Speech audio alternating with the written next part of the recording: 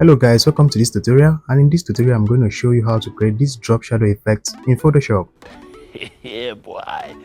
So don't forget to like this video, comment, share with your friends, and most importantly don't forget to subscribe. So without more ado, let's get started.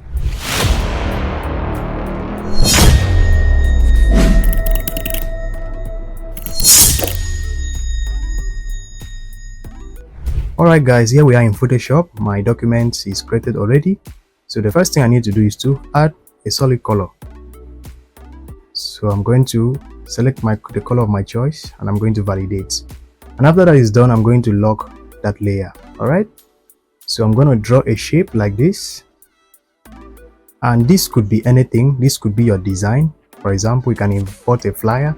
But let me just draw this shape, for example. So I'm going to make the shape white. Alright, I'm going to curve the edges, This is just an example. Alright. If you want to drag in a flyer to create that drop shadow effect, you can still use it. But for me, I will use the shape because of this tutorial. Alright, after that is done, all you need to do is to select your background. Select your background, okay? Select the pen tool. Alright, where you have path, you change it to shape. And you're going to draw something like this. So you're going to come over here, click, come over here, click, and you drag. All right, and you come over here, you do the same, click, and you come here, you click and you drag, then you join it over here. All right, after that is done, you can push it below. After you're done drawing the shape, select it, go to filter, go to blur, and you select Gaussian blur.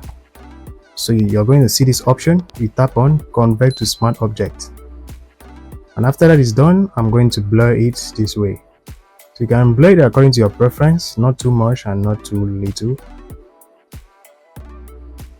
So increase the radius according to your preference, but for me this is okay by me for now. I'm going to press OK.